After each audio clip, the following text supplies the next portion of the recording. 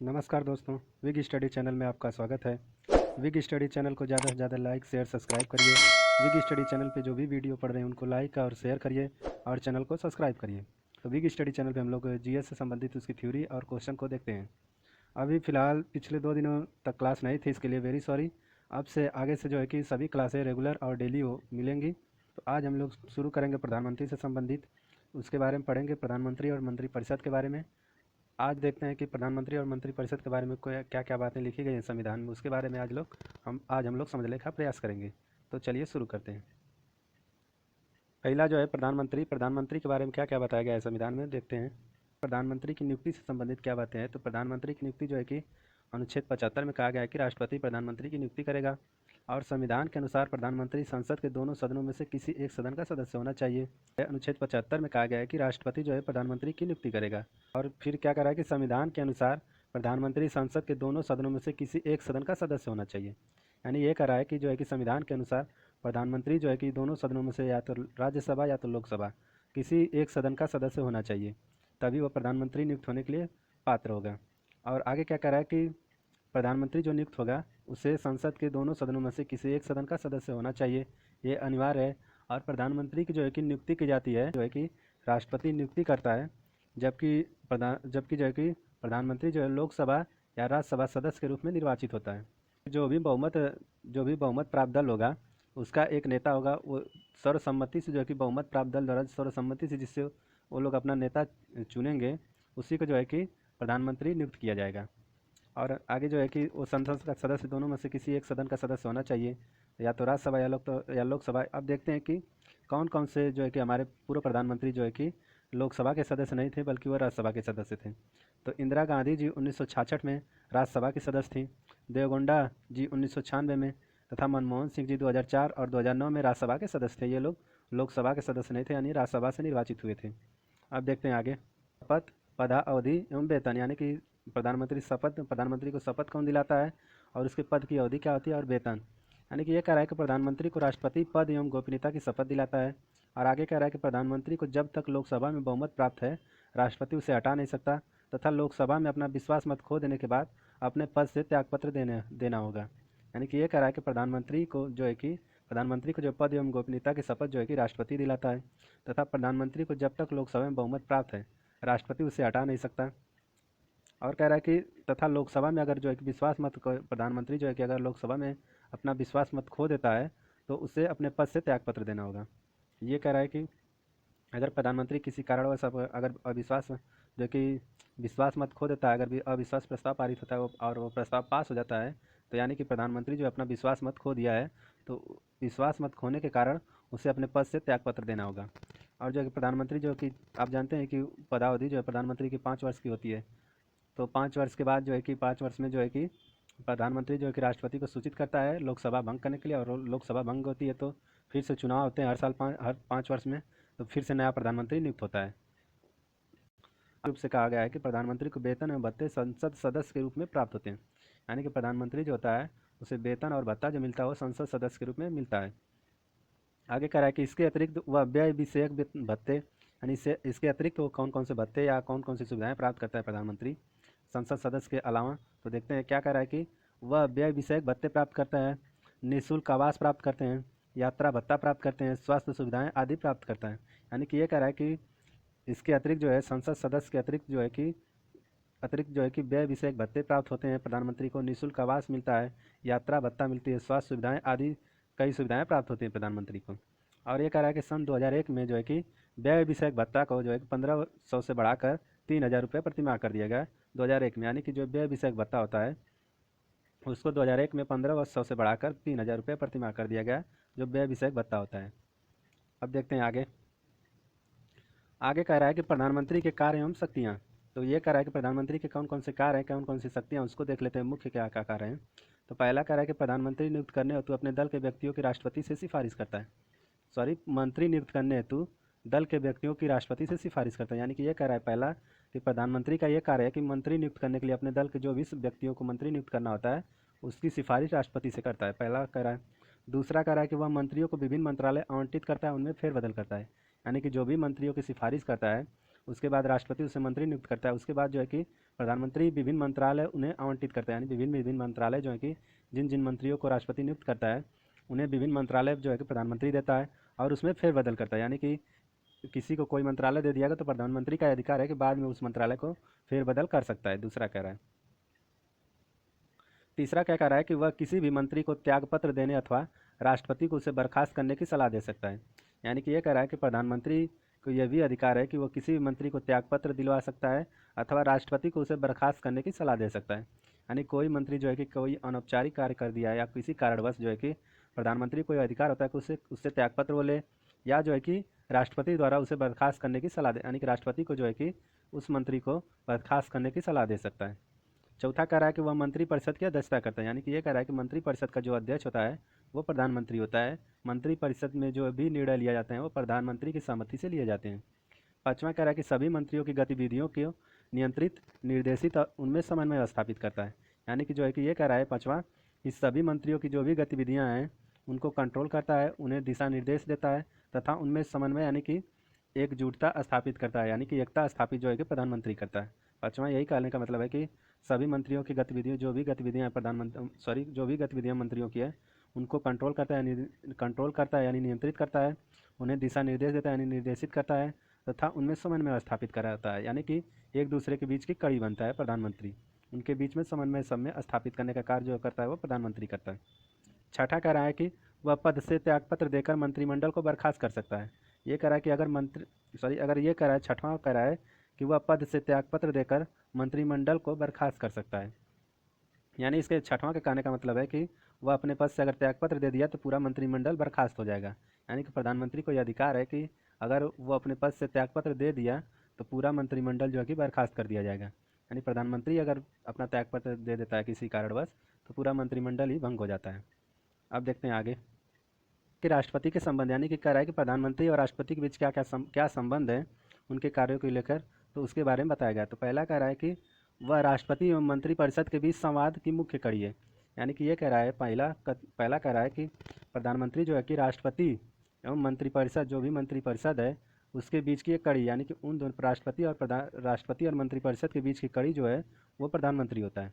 दूसरा कह रहा है कि वह राष्ट्रपति को विभिन्न अधिकारियों जैसे कि भारत का महान्यायवादी, भारत का महालेखा नियंत्रक और महालेखा परीक्षक, संघ लोक सेवा आयोग का अध्यक्ष एवं उसके सदस्यों, चुनाव आयुक्तों, वित्त आयोग के अध्यक्ष एवं उसके सदस्यों एवं अन्य की नियुक्ति के संबंध में परामर्श देता है। यानी कि दूसरा कथन कह रहा है कि जो भी विभिन्न पदाधिकारी हैं जैसे कि भारत का महान्यायवादी हो गया, भारत का महालेखा नियंत्रक परीक्षक हो गया, भारत का महान्यायवादी हो गया, भारत का महालेखा नियंत्रक और महालेखा परीक्षक हो गया, संघ लोक सेवा के आयोग के अध्यक्ष, संघ लोक सेवा आयोग के अध्यक्ष एवं जो है कि उसके सदस्य जो हो गए, चुनाव आयुक्त हो गए, वित्त आयोग का अध्यक्ष एवं उसके सदस्य, अन्य सभी को नियुक्ति से संबंधित जो भी परामर्श लेनी होती है राष्ट्रपति को, वो परामर्श जो है कि राष्ट्रपति को जो है कि प्रधानमंत्री देता है। ये दूसरा कथन कर रहा है। अब देखते हैं आगे कह रहा है कि संसद से संबंध, यानी कि प्रधानमंत्री का जो है कि संसद से क्या संबंध है, यानी कि संसद में उसके कार्य क्या क्या हैं, इसके बारे में देखते हैं। तो प्रधानमंत्री निचले सदन का नेता होता है, इस संबंध में उसे निम्न शक्तियाँ प्राप्त होती हैं। यानी कि ये कह रहा है कि प्रधानमंत्री जो है निचले सदन का नेता यानी लोकसभा का नेता होता है। लोकसभा जो होती है निचला सदन होता है, राज्यसभा जो है उच्च सदन होता है। यानी कि यही कह रहा है कि प्रधानमंत्री निचले सदन का नेता होता है यानी लोकसभा का नेता होता है। इस संबंध में उससे जो है कि प्रधानमंत्री को निम्न शक्तियाँ प्राप्त हैं। वो कौन कौन सी शक्तियाँ प्राप्त है देखते हैं। वह राष्ट्रपति को संसद सत्र चलाने एवं संसद सत्र खत्म करने संबंधी परामर्श देता है। यानी कि ये कह रहा है कि प्रधानमंत्री जो है कि राष्ट्रपति को यह सलाह देता है कि संसद सत्र चालू किया जाए और कब संसद सत्र को ख़त्म किया जाए, इससे संबंधित जो भी परामर्श देना होता है वो प्रधानमंत्री देता है। पहला कह रहा है। दूसरा कह रहा है कि वह किसी भी समय लोकसभा विघटित करने की सिफारिश राष्ट्रपति से करता है। यानी कि जब लोकसभा को विघटित करना होता है तो उसकी सिफारिश जो करता है वह प्रधानमंत्री करता है। राष्ट्रपति से लोकसभा को विघटित करने की सिफारिश जो है कि प्रधानमंत्री करता है राष्ट्रपति से। यानी कि राष्ट्रपति से लोकसभा को भंग करने का जो है कि सिफारिश वो प्रधानमंत्री करता है। तीसरा कह रहा है कि वह सभा पटल पर सरकार की नीतियों की घोषणा करता है। यानी कि ये कह रहा है कि सभा के पटल पर जो है कि सरकार की क्या क्या नीतियाँ हैं इससे संबंधित जो भी घोषणा करनी होती है वो प्रधानमंत्री करता है। तीसरा, आगे जो अन्य कौन कौन सी शक्तियाँ प्रधानमंत्री को प्राप्त है उससे संबंधित देखते हैं। तो कह रहा है कि 3 मुख्य भूमिकाओं के अतिरिक्त प्रधानमंत्री की अन्य, यानी कि पिछला जो 3 कार्य हमने बताया है उसके अतिरिक्त भी और कई कार्य हैं प्रधानमंत्री के, वो देखते हैं। तो कह रहा है पहला क्या कह रहा है कि वह नीति आयोग, राष्ट्रीय एकता परिषद, अंतर्राज्यीय परिषद, राष्ट्रीय जल संसाधन परिषद और कुछ अन्य संसाधनों का अध्यक्ष होता है। यानी कि ये कह रहा है कि प्रधानमंत्री जो वर्तमान में नीति आयोग है, जो 2015 में जो है कि योजना आयोग का नाम बदलकर नीति आयोग कर दिया गया, उसका अध्यक्ष जो होता है वो प्रधानमंत्री होता है। राष्ट्रीय एकता परिषद का भी अध्यक्ष प्रधानमंत्री होता है। अंतर्राज्यीय परिषद, राष्ट्रीय जल संसाधन परिषद और कुछ अन्य संस्थाओं का अध्यक्ष जो होता है वो प्रधानमंत्री होता है। दूसरा कह रहा है कि वह राष्ट्र की विदेश नीति को मूर्त रूप देने में मुख्य भूमिका निभाता है। यानी कि ये कह रहा है कि विदेश नीति जो भी होती है उनसे संबंधित जो भी समझौता होता है, जो भी प्रस्ताव होता है या विदेश से संबंधित जो भी नीति बनानी होती है वो जो भी नीति बनानी होती है वो सब कार्य जो है कि प्रधानमंत्री करता है। यानी कि मूर्त रूप, यानी कि उसे मूल रूप देने का कार्य जो करता है वो प्रधानमंत्री करता है। तीसरा कह रहा है कि वह केंद्र सरकार का प्रवक्ता व आपातकाल के दौरान राजनीतिक स्तर पर आपदा प्रबंधन का प्रमुख होता है। ये कह रहा है तीसरा, वह केंद्र सरकार का प्रवक्ता यानी कि केंद्र सरकार का प्रवक्ता होता है और आपातकाल के दौरान राजनीतिक स्तर पर आपदा प्रबंधन का प्रमुख होता है। ये तीसरा। अब चौथा कह रहा है कि वह सत्ता दल का नेता एवं सेनाओं का राजनीतिक प्रमुख होता है। यानी कि ये कह रहा है कि चौथा की वह सत्ता यानी जो सत्ता में जो दल है उसका नेता होता है प्रधानमंत्री और वह सेनाओं का राजनीतिक प्रमुख होता है। राजनीतिक प्रमुख जो होता है वो प्रधानमंत्री होता है और प्रमुख जो होता है वो होता है राष्ट्रपति। अब चलते हैं आगे। तीनों सेनाओं का जो प्रमुख होता है वो राष्ट्रपति, लेकिन राजनीतिक प्रमुख जो होता है वो प्रधानमंत्री होता है। अब चलते हैं आगे। आगे कह रहा है कि प्रधानमंत्री से संबंधित अनुच्छेद कौन कौन से हैं उसके बारे में देखते हैं।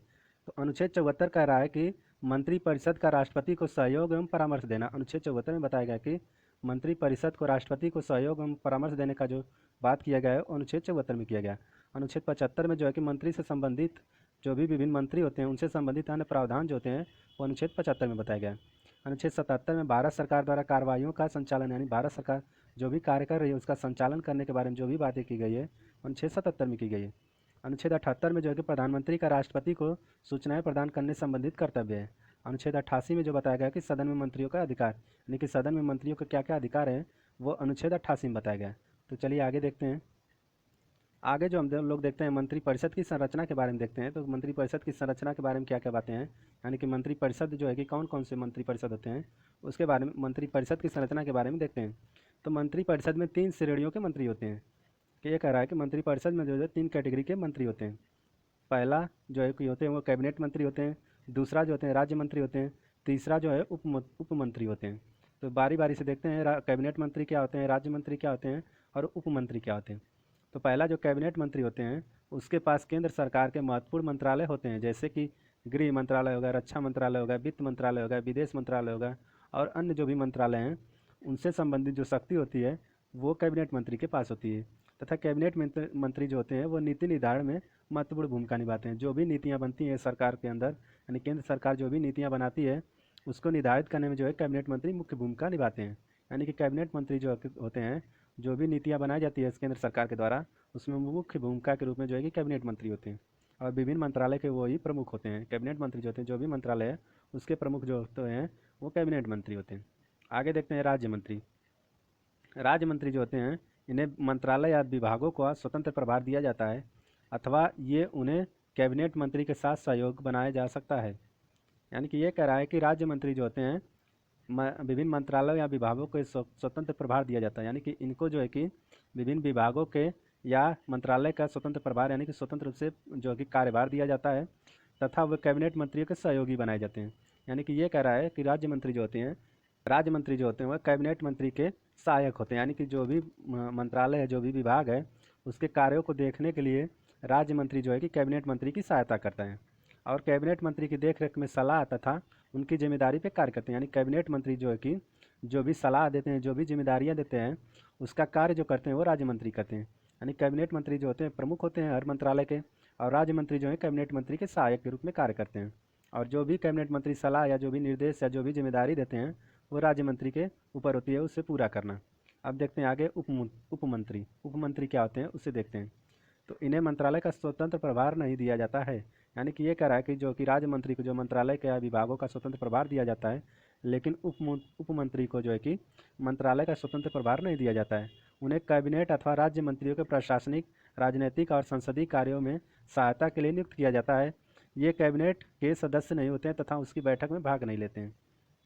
यानी यह तीसरा कह रहा है कि उपमंत्री जो होते हैं इन्हें मंत्रालय का स्वतंत्र प्रभार नहीं दिया जाता है तथा ये जो होते हैं उपमंत्री जो होते हैं वो कैबिनेट अथवा राज्य मंत्रियों के प्रशासनिक जो कार्य होते हैं, जो राजनीतिक और संसदीय कार्यों की सहायता के लिए नियुक्त किए जाते हैं। यानी कि जो भी संसदीय कार्यों में जो सहायता करनी होती है, जो कार्य करना होता है, या प्रशासनिक और राजनीतिक रूप से जो सहायता करनी होती है, उसके लिए जो नियुक्त किए जाते हैं वो उपमंत्री नियुक्त किए जाते हैं।